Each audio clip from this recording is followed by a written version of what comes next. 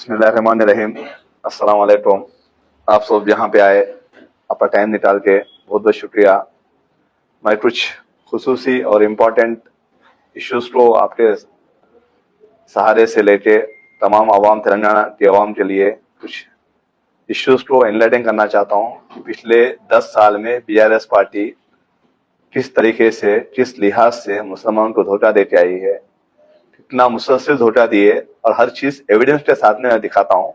आपसे भी गुजारिश है कि मैं जो एविडेंस दिया उसको आप डिटेल में तहकीक करके आप टेलीकास्ट कीजिए या पब्लिक के बीच में ले जाइए। कोई भी चीज बिना सबूत के, बिना बेबुनियाद चीज में बात नहीं करता, कभी किया नहीं, कभी करता भी नहीं। तो हर चीज जो पेपर में कवरेज हुई वो टाइम पे, उसके सहारे से ही आपको मैं बताऊंगा। सबसे पहले 12% रिजर्वेशन 9 नवंबर 2017 में किया गया वादा असेंबली के डयास से बोले, असेंबली के प्लेटफॉर्म से बोले कि हम 12% मुस्लिम रिजर्वेशन देंगे और चाहे कुछ भी हो जाए, मैं किसी से भी लड़ना पड़े तो भी लड़ूंगा और इसको मैं लाऊंगा बोल के बोले। ना वो लड़े, ना लाए, ना इसकी पहल भी किए, ना कभी जाके वो प्रेसिडेंट ऑफ इंडिया से इस सिलसिले में मिले। ये सबसे बड़ा धोखा मुसलमानों को दिए। जो पिछले 4% रिजर्वेशन जो मुस्लिम को राशिदी के पीरियड में दिए, वही मुसलसिल वही रिजर्वेशन मुस्लिम के लिए चल रहा है।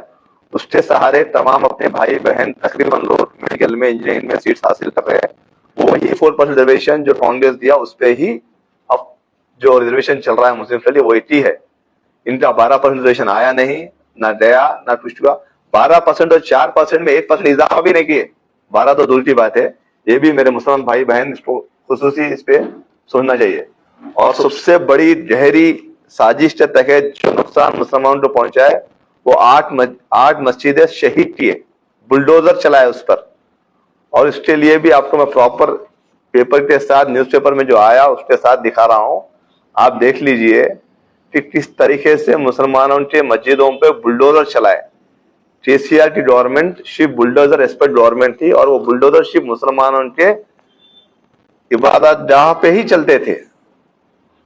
चाहे वो सिडरेट की मस्जिद, और सिडरेट की मस्जिद में बुलडोजर तो छोड़ो, बुलडोजर चले बाद में विजिट करने के वास्ते भी मौका नहीं दिए। कितनी आलीशान मस्जिद थी, उसको लाके छोटी सी मस्जिद बना दिए। उसमें हम हुकूमत में आए बाद में उल्टा एक्स्ट्रा वजू खाना बनाया, उसको उल्टा एक्स्ट्रा शेड डाल के दिए। हम हमारे पर्सनल फंड से दिए सो है, वो भी कुछ अपने लोगों को रिक्वेस्ट किया तो लोग खुद आगे आके वो मस्जिद को एक्सटेंशन, मस्जिद में जो पानी की जो किल्लत थी, जो वजू खाने की किल्लत थी, वो बना के दिए। तो इतनी बड़ी मस्जिद छोटी सी मस्जिद बनाते, वो भी सिडरेट के बाहर, हुदूद के बाहर रख दिए। पहले थी मस्जिद हुदूद के, सिडरेट के अंदर थी मस्जिद, उसको बाहर लाके कर दिए। ये केसीआर का सबसे बड़ा कारनामा है। वही वजह है, यही आज मस्जिद की जिम्मेदारी की जो हरकत की है उन्होंने, जो गलत काम किए, अल्लाह की मार पड़ी, उन्होंने अपने कुर्सी से हाथ धोना पड़ा। अगर वो ये नुकसान नहीं करते तो शायद कुछ और अंजाम होता था। ये नुकसान करे, जितने 8 मस्जिद किए, 8 पुश्ते उनकी कभी सियासत में सीएम नहीं बन सकते। और एक बोलते हुए तकलीफ हो रही, क्योंकि मैं समझ सकता हूं जिनके घर में ये हादसा हुआ उनके दिल पे क्या बीती होंगी। नौजवान बच्चे आले एनकाउंटर में जिस तरीके से हथकड़ी में थे, कहीं जा नहीं सकते थे, हिल नहीं सकते थे, उनका एनकाउंटर कराया गया। ये बच्चों को अभी तक इंसाफ नहीं मिला। और मैं ये इस हुकूमत में मैं डेफिनेटली सीएम साहब को रिप्रेजेंटेशन दूंगा, इस पर डिटेल इंक्वायरी कराऊंगा। वो टाइम पे जो जो जिम्मेदार थे पॉलिटिशियंस, उनके ऊपर एक्शन लेने के लिए मैं सीएम साहब को इसका मुताबला करूंगा। डेफिनेटली ये लोग को जस्टिस होना है, जस्टिस करवाएंगे। और इस जस्टिस के लिए मैं चाहता हूं कि तेलंगाना का हर नौजवान बच्चा, हर मुसलमान इसमें मेरा साथ दे। इसमें ये लोग को अपन इंसाफ दिलाने की जिम्मेदारी है। अब और एक सबसे बड़ी बात, ये बोले कि इस्लामिक सेंटर बनाऊंगा, ये बनाऊंगा, वो बनाऊंगा। वो अपने जाती मफाद के लिए क्या क्या बना लिया आपको सबको मालूम है। मैं कोई किसी के कम्युनिटी के बारे में बोल नहीं सकता, पर मेरे कम्युनिटी में जो नाइंसाफी हुई, इस्लामिक सेंटर को 42 करोड़ सैंक्शन करके बनाता हूं बोल के बोले। ये भी असेंबली में ही बोले। ये जितने भी झूठ बोलते हैं पूरे असेंबली में ही बोलते, ये कहीं यहाँ वहां नहीं बोलते, असेंबली में झूठ बोलते। दूसरे दिन पेपर में आता, उसका आज तक पेपर पे रहा, वहां पे भी जाके देखो ना, उसका कोई पुरसाने हाल भी नहीं है। और एक चीज जो हमारी अपनी मिल्कियत है, जो हर मुसलमान का हक है, वो है वक्फ की जमीन। हमारे बड़े बुजुर्ग जो वक्फ किए, उसकी जायदाद के कैसे धज्जियां उड़ाए केसीआर गवर्नमेंट, ये एक ही सबूत आपके सामने है। जब वो 2014 में वक्फ जब सीएम बने, जब 77,538 एकड़ जमीन थी, जब वो कुर्सी से हटे 57,426 जमीन गायब हो गई वक्फ के रिकॉर्ड से। ये भी आपको प्रॉपर एविडेंस के साथ में मैं दे रहा हूँ। इसका डिटेल स्टेप पे भी डिटेल इंक्वायरी करवाते, और जो नाजायज के वक्फ की जमीन पे कब्जे पे जो काबिज है उनको सबको वहां से निकाल के वो जमीन वापस लेके जो मुसलमान का हक है, जो बराबर जिसको जाना है उसको जाएगा। क्योंकि दरगाह हुसैन शाह वली की जो केस था, वो केस में एफिडेविट था सुप्रीम कोर्ट में केसीआर कि ये जमीन वक्फ की न होती, रेवेन्यू लैंड है बोल के। इतने तो धोखेबाजी मुसलमान के साथ केसीआर किए। आपको बहुत जल्द वो जो डॉक्यूमेंट जो डाले, काउंटर डाले, और काउंटर कॉपी भी मैं आपके सबके बीच में लगाता हूँ कि कैसे वक्फ की जमीन नहीं होती, गवर्नमेंट की जमीन है। सेम उसी तरह उनके फर्जन केटीआर हाल ही में शेखपेट में जो कब्रस्तान दिया गया वक्फ की गेजेट के हिसाब से, वो वक्फ की जमीन है, डिफेंस की जमीन है बोलते। उनके वालिद साहब बोलते दरगाह की जमीन वक्फ की नहीं है, रेवेन्यू की है बोलते। बहरहाल ये लोग बाप बेटे हमेशा वक्फ की जायदाद के खिलाफ ही थे। वक्फ की जायदाद कभी भी मुसलमान को उनका जो हक है उनको मिलने नहीं दे रहे, उनको हमेशा महरूम रख रहे। अल्हम्दुलिल्लाह मैं आपसे बोल के खुशी से बोल सकता हूँ कि जो केटीआर ने जो बोला कि शेखपेट में जो कब्रस्तान की जगह है डिफेंस की है, 2 दिन पहले डिफेंस, रेवेन्यू, वक्फ बोर्ड तीनों मिलकर ज्वाइंट सर्वे किए। शायद वीडियोस भी आपके पास आए होंगे, और वहां पे जाके देखिए, कब्जा भी सब सर्वे हो गया, लैंड हैंड ओवर हो गया, बोर्ड भी लगा दिए। वहां पे मस्जिद है, मस्जिद के साथ में देवयार्ड है बोल के प्रॉपर बोर्ड भी लगा दिए। वो लोग, मैं चाहता हूँ कि आप लोग पर्सनली जाए, विजिट करिए, जाके उसका वीडियो लाके वो जो बेवकूफ जो बोले कि डिफेंस की जमीन है उनको बताइए। और उनके पीछे जो अपने भाई उनके पीछे जो घूम रहे हैं, उनको भी मेरा एक मशवरा है कि आप मशवरे अच्छे दो, पर वक्फ की जमीन को गवर्नमेंट के हवाले करने में आप अपना साथ मत दो उनको। ये अपनी मिल्कियत है, अपने साथ ही रहना है, अपने आने वाले जनरेशन के लिए हो रहना है। अरे भाई साहब, आप सोच लो, सिटी में जमीन की किल्लत इतनी हो गई, अगर वक्फ की जमीन नहीं बचा लिया, कब्रस्तान नहीं बचा लिए, तो कहां पे दफनाते आप लोग? यार सोचना चाहिए। मैं जानता हूं, मेरे वक्फ बोर्ड चेयरमैन जानते हैं, हमारी तमाम कांग्रेस पार्टी जानती है कि हम इसको हासिल करके वक्फ की जमीन को कब्रस्तान दिलाने के लिए शेखपेट वालों के लिए कितनी कोशिश की है, कितने उस पर जुस्तजू लगा के दिए। और तुम्हारा जो पार्टी का बीआरएस का लीडर है, उन्हें सीधा सीधा आके बोल देता कि वक्फ की नहीं है, डिफेंस की है। जबकि डिफेंस वाला भी नहीं बोला कि मेरी है बोल के, वो बोला कि ज्वाइंट सर्वे करके जिसकी आना है उन लेंगे। और उससे पहले ये एडवांस होके वहां देखे क्या हुआ, गए तो डंडे मारे। ऐसे पने बातें कर रहे केटीआर, ऐसे बेवकूफ बातें मत करो। आप मुसलमान को ग्रांटेड मत लीजिए। मुसलमान बहुत ही संजीदगी से सोचते, अपना जो भी पॉलिटिकल डिसीजन रहता या कम्युनिटी डिसीजन रहता, बहुत ही सोच समझ कर लेता। आपके बैठा बैठे बातों में नहीं आते। जिस तरीके से आपने जो मजाक उड़ाया शेखपेट का, उसका ही जवाब है। वहां पे जाके देखो, जो जमीन दिए थे वहां पे बोर्ड लगा हुआ है, जमीन अपने हवाले हुई है। इंशाल्लाह बहुत जल्द वहां पे अगर कुछ भी तकसीमात भी है तो वहां पे वो शुरू हो जाएंगे। तो कभी भी याद रखो, आप लोग जर्नलिस्ट वालों से बोलता हूँ कि आप लोग क्वेश्चन करना, उनको भी क्वेश्चन करना। जो बुला के चाय पिला के जो सवाल करना है वो सवाल नहीं करे, जो नए सवाल करना है वो सवाल कर रहे। बहुत शर्म की बात है।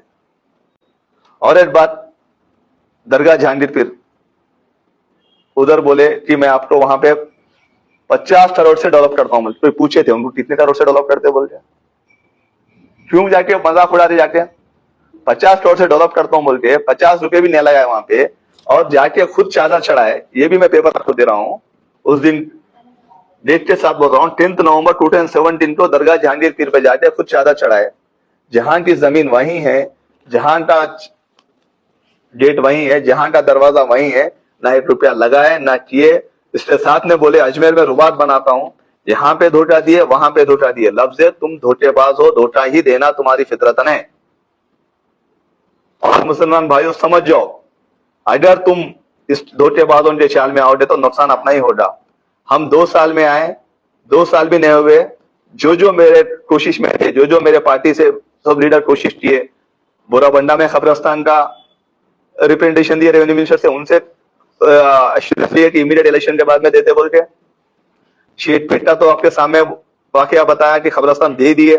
एर्रागड्डा में जो मुसलसिल जमाने से जो इश्यू चल रहा था कब्रस्तान का, आप जाके देखिए, वो भी रास्ता खुल गया। वहां पे भी लोगों इतना खुश है कि वो भी इश्यू आपको रिजॉल्व करके दिए।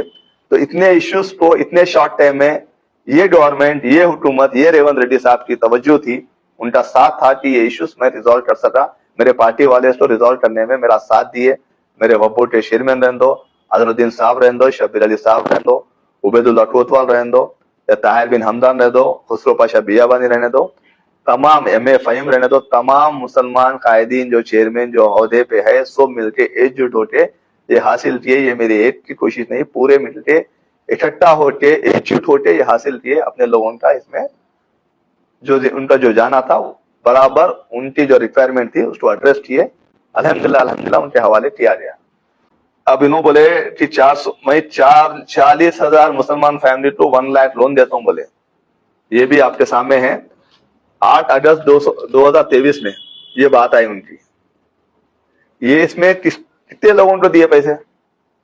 दूसरे बंधु दे दिए, दलित बंधु बोलते दिए, ये बोलते दिए, पूरे हमारे भाइयों को दे रहे बोलते उनको भी धोखा दिए। बस हुजूराबाद इलेक्शन में दिए, बाद में उनको भी छोड़ दिए। ये यहाँ पे बोले, यहाँ पे छोड़ दिए। अब जुबलीज में आके मैं मुसलमान के लिए ये सोचता हूँ, वो सोचता हूँ। अरे भाई साहब, मुसलमान को कभी आप खरीद लिए क्या? कोई भी इफ्तार दावत में आप कभी आए क्या? इतने हाजियां जाते, कोई हाजी के रवाने करने का आप फ्लैग ऑफ के लिए आए क्या?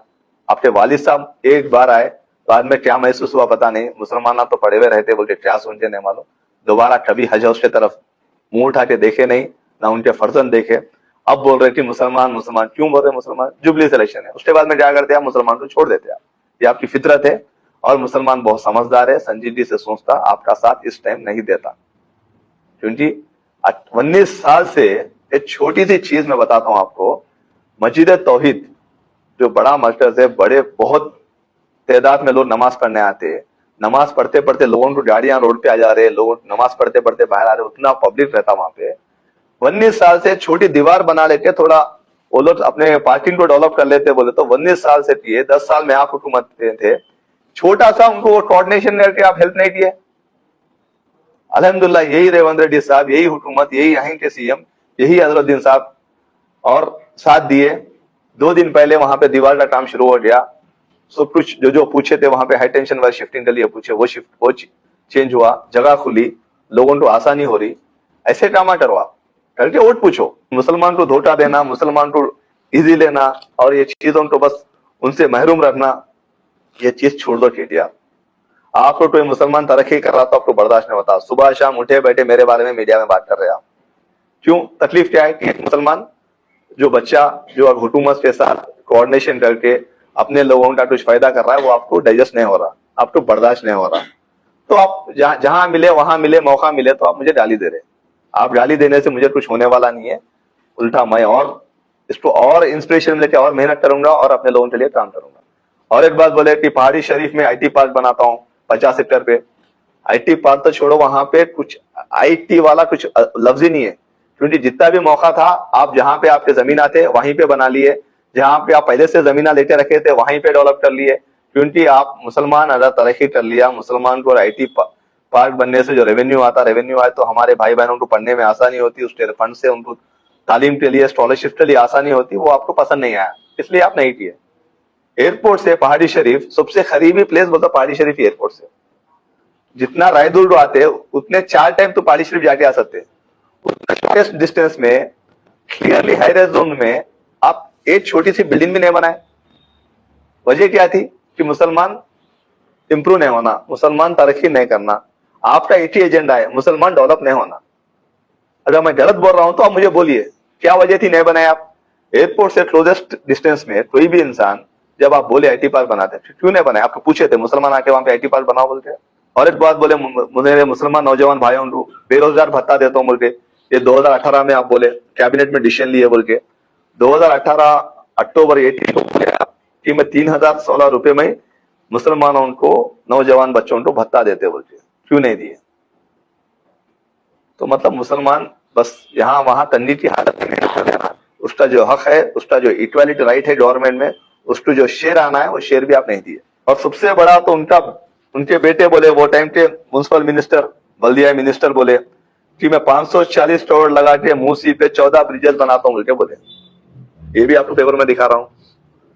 14 ब्रिजेस बनाता हूँ बोले, की तरह बनाते तो कितना ट्रांसपोर्टेशन इजी रहता था, इतने मेरे भाइयों को यहाँ पे जॉब करना आसानी रहता था, मेरे बहनों को कॉलेज में आना आसानी रहता था, वो भी नहीं किया। हम परसों फाउंडेशन डाले मीरारम टैंक के ऊपर, आप देखो यहाँ से बराबर 2 साल में आपको इतना बेहतरीन ब्रिज बनेगा, लंदन के मुकाबले का ब्रिज बनेगा।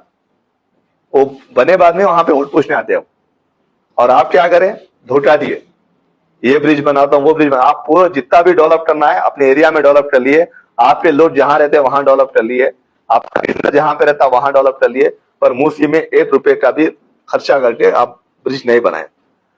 और एक बात सबसे गहरी बात है कि दारुशफा, खिलवत, चार मीनार के पास आप बोले पार्किंग कॉम्प्लेक्सेस बनाता हूं बोलते, उस वो भी आप थे, वो भी आपका झूठ। ऐसे झूठ बोलते गए तो आप इतने झूठ है आपको, आप खाली झूठ की बुनियाद पे ही अपनी इमारत खड़ा कर लिए थे। पब्लिक उसको समझ गई, इसलिए आपको घर में बिठा दिया। अब मैं इसको भी क्यों बोलना पड़ रहा बोलते, जुबली हिल्स में आके आप जो हिसाब से बोल रहे, जो हिसाब से मुसलमानों को धोखा दे रहे, जो हिसाब से आप मुसलमानों को नुकसान कर रहे, जो हिसाब से उनका जो हक मिलना है हक मिलने नहीं दे रहे, जिस हिसाब से उनके जमीनात को आप डिफेंस के जमीनात बोल रहे, जिस हिसाब से मुसलमान को आप जो देना है बोराबंडा में वो जमीन देने नहीं दे रहे आप, तो आपका एक ही उसूल है कि झूठ बोलो, मुसलमान को गुमराह करो, मुसलमान के वोट ले लो, बस अपनी नया चला लो। केटीआर साहब, ये आपके लिए ठीक नहीं है। मैं बता रहा हूं, आप वोट मांगो पर मुसलमान को इस्तेमाल मत करो। आप वोट पूछो, काम बताओ, किस बुनियाद पे वोट पूछ रहे। 2 बेवा औरतों उनको आप गाड़ी में ठहरा लेके, सरदार भाई मरहूम की अहलिया को बाजू में ठहरा लेके, इस तरफ महागंटी गोपी के वाइफ को ठहरा लेके, उनके चेहरे पे वोट मांग रहे। अगर आप सही काम करते, अगर आप तरक्की करते, अगर आप मुसलमान का भला करते, तो आपके चेहरे पे आप वोट मांगना था। अगर आपको जो भी 50-60 हजार वोट जो भी आएंगे, ये दोनों औरतों की वजह से जो मेरे बहनें हैं उनकी सूरत से ही वोट आना, आपकी सूरत से तो वो वोट भी नहीं आना। इसलिए आप ये दोनों उनको हर रैली में इस्तेमाल कर रहे हैं। अगर आपको शिद्दत है, आपको क्लैरिटी है, वो लोग को पॉलिटिकल रिप्रेजेंटेशन देना है, तो एमएलसी अनाउंस करना, एमएलसी अनाउंस देके आप करना था। आप जब आपकी सगी बहन ही आप पे इतना बड़ा इल्जाम लगाई, जब सगी बहन ही आपकी नहीं हुई, तो बाहर वाले क्या होते केटीआर साहब आपके। जब अपना ही आपको छोड़ दिया, क्योंकि आपकी आदतें सही नहीं है, आपकी सोच सही नहीं है, आपके इरादे सही नहीं है, तो आपकी जब सगी बहन आपका हाथ छोड़ दी और सगी बहन को आप लाके रोड पे छोड़ दिए, तो कौन साथ देता आपका। तो ये धोखेबाजी बातें, ये 420 बातें छोड़ दो, मुसलमान को गुमराह मत करो। मुसलमान की वक्फ की जमीन को जिस हिसाब से दरदा हुसैन शाह अली दरगाह को जैसा रेवेन्यू लैंड बोल के काउंटर डाल के, मुसलमानों का सबसे बड़ा इस सेंचुरी का सबसे बड़ा नुकसान किए तो केसीआर किए कि वक्फ की इतनी बड़ी मिल्कियत को ले जाके रेवेन्यू लैंड बोल के मुसलमान का केस हरा के आप जो नुकसान मुसलमान का करे, सेम वही लैंग्वेज में उनके बेटे बोलते कि शेख पेट की जमीन डिफेंस की जमीन है बोलते, जबकि डिफेंस वाला खुद ने बोला कि जमीन मेरी है बोलते। डिफेंस वाला बोला ज्वाइंट सर्वे करके जिसकी जमीन वो लेते बोलते, किस हक पे किस बुनियाद पे केटीआर ने बोला कि यह जमीन डिफेंस की है। ये बात बीआरएस के पार्टी के लीडर, बीआरएस के पार्टी का कैडर, जो भी मुसलमान भाई उनके साथ में घूम रहा है, घूमिए सियासी, आपको जिसके साथ सियासत करना है करिए, पर जो अपना हक है, मैं भी हमारे पार्टी में अपने हक के लिए बात करता हूं। मैं चाहता हूं कि आप भी अपने पार्टी में अपने हक के लिए बराबर सवाल करिए। तो आने वाले इलेक्शन 11 नवंबर को नवीन यादव, जो बहुत ही सेकुलर, बहुत ही सीधा, इतने बड़े सोशल एक्टिविटीज काम करता है, इतने अच्छे प्रोग्राम करता है, मुसलमानों के बीच में रहता है, मुसलमान हिंदुओं को 2 आंख समझते चलते हैं, ऐसे नवीन यादव को जिताएंगे। तो जो तरक्की जो मेरे से जो हुआ, जो मेरे पार्टी से जो हुआ, उसको और बेहतरीन करने में मुझे इजाफा मिलेगा, मुझे स्ट्रेंथ मिलेगा, सपोर्ट मिलेगा। तो मैं अपील करता हूं तमाम मुसलमान भाई बहनों से, पर्दा नशीन बहनों से, कि आप नवीन यादव ये अपना वोट डालिए, और वोट आप भारी स्ट्रेंथ में आके डालिए, क्योंकि अपनी वोट पोलिंग बहुत ही कम होती है। अपनी वोट पोलिंग कम होने से ही ये लोग, केटीआर जैसे लोग हमको इजी लेते, गुमराह करते रहते। तो आप निकलिए, वोट डालिए। अरे मैं ऐसे पार्टी में काम करता हूँ, मेरा लीडर ऐसे, मैं इसलिए मानता हूँ, राहुल गांधी अपने इसलिए मानता हूँ कि राहुल गांधी एक ऐसा लीडर है जो हमेशा मुसलसल नरेंद्र मोदी से लड़ते रहा, लड़ते रहेगा, कहीं पे भी कॉम्प्रोमाइज नहीं हुआ।